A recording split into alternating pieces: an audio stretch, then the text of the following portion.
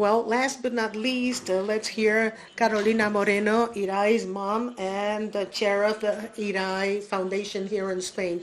It is an honor for us to have you here in this first international congress or conference on CTNNB1 and hearing your experience as Irai's mom. Thank you. The privilege is all mine. Thank you for inviting me to your conference. Whenever I hear the word conference, the first thing that comes to mind is those first conferences that were organized to help us better understand my second daughter's disease. Her name is Irai. Unfortunately, the disease is very similar to CTNNB1, including an acronym to name a disease that didn't mean anything to me before my child was born. When Irai was a tiny baby, I never attended those conferences.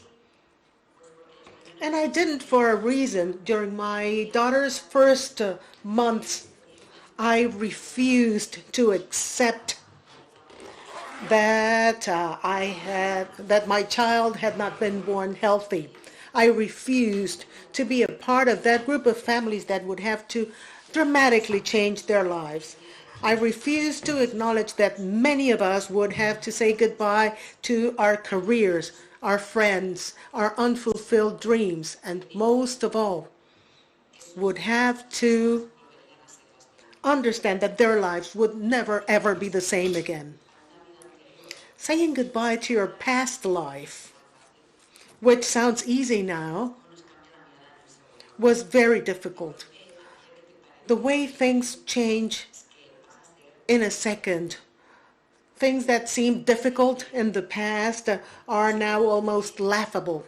And yes, I was in denial. I did not want to accept that my daughter was a part of that group. Fortunately, my life partner was not in denial and did attend those conferences where genome therapy was already discussed, and yet he felt understood. He felt accompanied and not alone. He understood that the strength of many is much greater than the force of one. He understood that the gaze of others can calm and even heal. I would just wait at home. At that time, that home had become a bunker. And when he came home, I welcomed him with mixed emotions. On the one hand, he had been attending those conferences, feeling the power of grouping together, trying to understand that our children were not doomed to be forgotten and that there was a possible future for them. So I welcomed those news and emotions, but only willing to hear the bright side of the conference. I tried not to look at the sadness that overpowers us when we realize that in our day-to-day life we're still alone, and that a solution was eluding us, although we wished for it more and more. I was frequently irritated with my partner when I heard him say that Irai had been born 20 years too soon.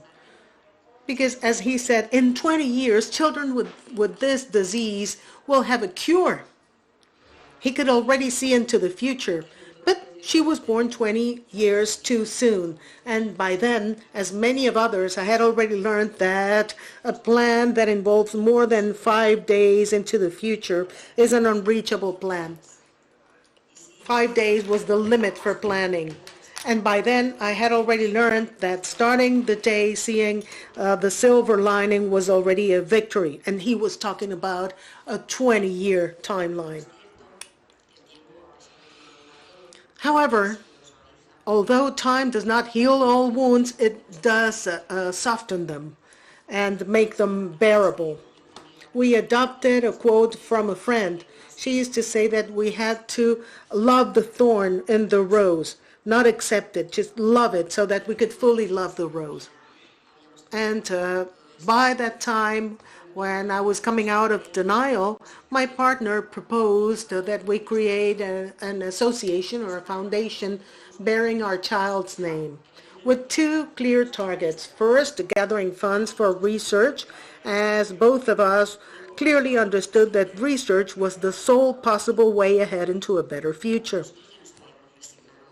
We had already resigned ourselves that we were there 20 years too soon, but at least we wanted to contribute our grain of sand for children born after our daughter. The second objective for this association was raising awareness among society of the existence of our children. They exist, they have rights, and those rights are inalienable. And they must be a right for all and not just for many. So we created the Irai Association when only 2 cases were reported in Spain. At that time, I was already coming out of my bunker with my daughter, and I was taking a peek at the outside world, which was not easy, I must say. But staying at home with my partner in a bunker was not easy either, because we both knew that we wanted the best for Irai. We just couldn't agree on which path to follow. We had enough material during those months to write a book, literally. So we wrote it, and we started the book by relating or narrating the time when we took our 4-month daughter to one of the most reputable brain surgeons in Barcelona. After that visit, he gave us a very clear diagnostic. It's not the first time a child with such a severe lack of muscle tone have mental retardation, but I believe the video we saw yesterday about My Princess Red clearly explains the turn a life could take after such a devastating diagnosis. And the book moves on to explaining how we learned to love our daughter, how we ceased to expect or wish for a different life, and how we learned to live a different life. And that's how the book ends. Sorry about the spoiler. The book ends. Irai's story does not. When we quit waiting and praying for a different life, when we started working to give Irai's life a better quality, we received a phone call. On the other end, we heard Ivan, Blanca's husband, the founder of the Foundation, who clearly explained doing these things you know how to do, and these examples that are so close to our lives rather than obscure explanations, told me that my daughter could actually be cured. I will forever remember his words. He said, your daughter can be cured with genome therapy, which is like going to the garage. Your daughter needs to have the the part that doesn't work changed, which is what we've been hearing. I mean, at least those of us who are not scientists. She just needs a replacement part.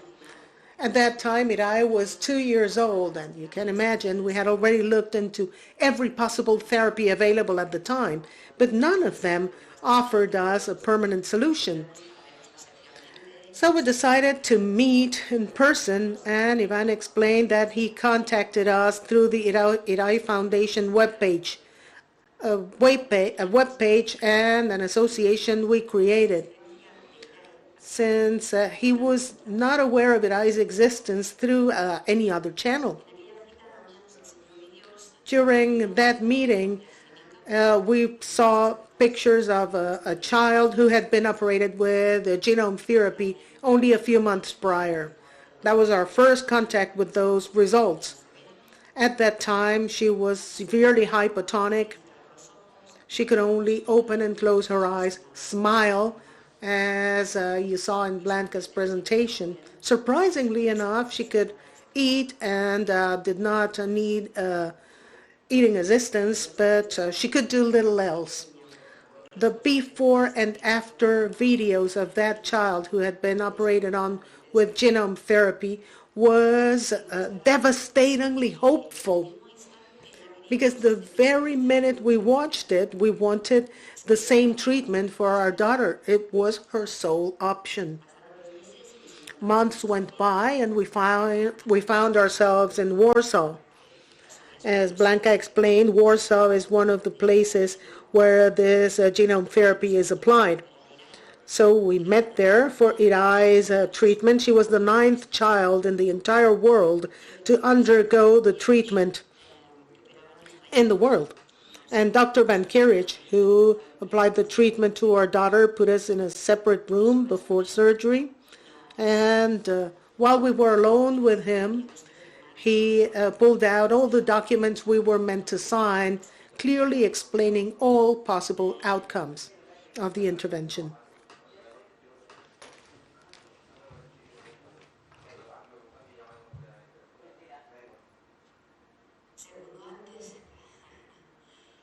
Sorry about that.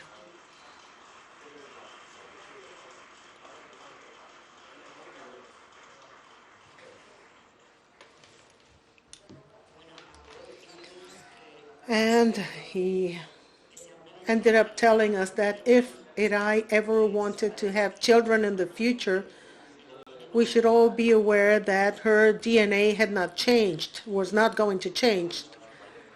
And we said, I'm sorry. I mean, considering that option, we hadn't even envisaged everything else felt different.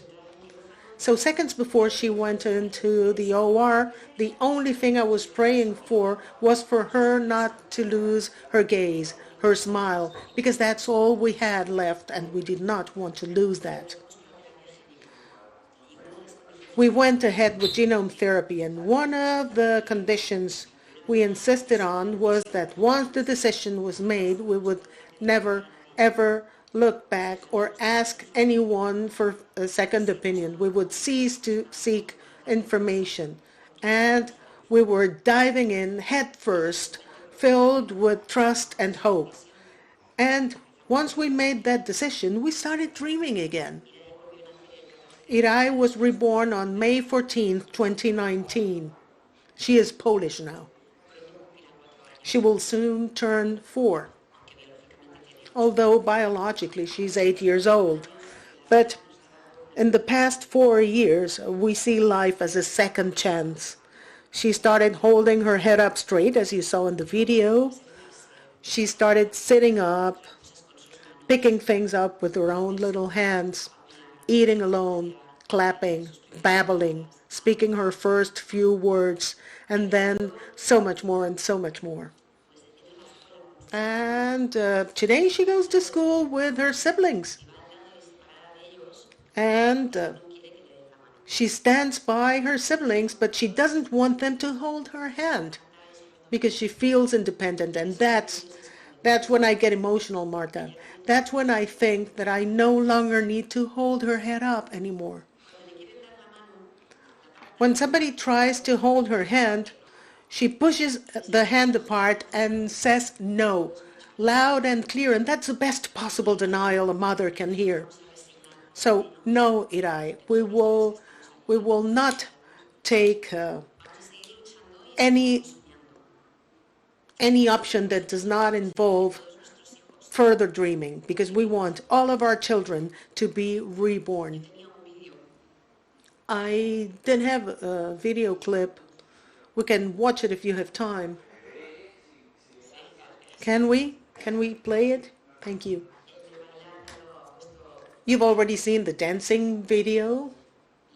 Blanca played it a while ago. This video is from the Columbus Foundation. Can we play it? This is Irai with her brother in a merry-go-round. That was a very special moment. You already saw the dancing video a while ago.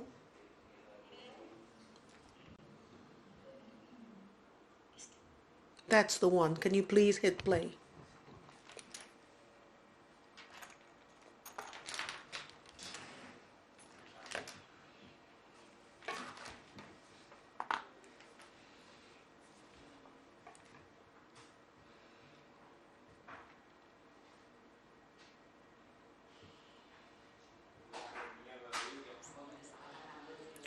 Well, while the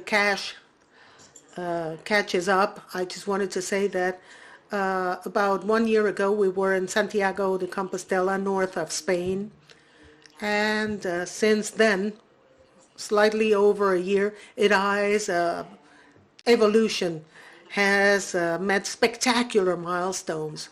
There's this one thing I seldom say. When I hear scientists say that my daughter is not cured, I disagree. I believe she is cured. She takes no medication. She keeps making progress, and we do not want to cap her possibilities. She will come as far as she decides. And I also hang on to the quote by Dr. Bankovich. If she wants to have children tomorrow, that's the best open door to my daughter. We don't know how far she wants to go, but however far she reaches, we don't want to limit her possibilities. Can we actually play the video? We can? Thank you.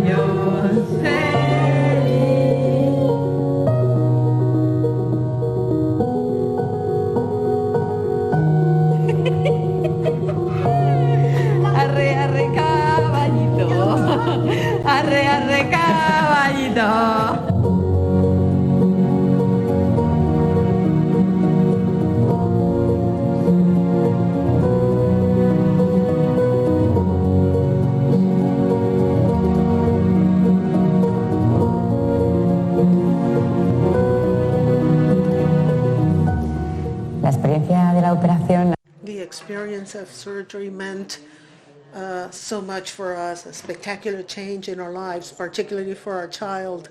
She went from being a rag doll that couldn't move on her own with difficulty to even open her eyes, and the experience changed her lives 180 degrees, and the proof is that she is here with us. She learned to take her first few steps.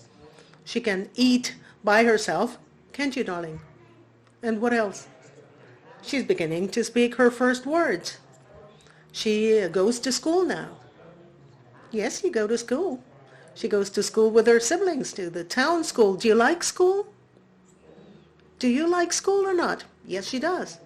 That's her way of saying yes. She claps twice for yes. The word that best defines Irai's treatment is hope. She started playing with her siblings. Well, in the past, I couldn't play with Irai after she got operated on.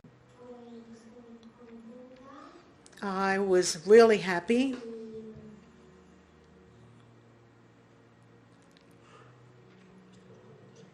We're all happy, aren't we? Yes, we are. It's easier now, isn't it? Yes, it is. Since Irai had her operation, we clearly understood she was reborn, so we now celebrate her first anniversary or birthday, and also the day of her operation as her second birthday, which we celebrate even more than the first birthday. the way she came out of that OR, we were all born again, and that's how we feel now.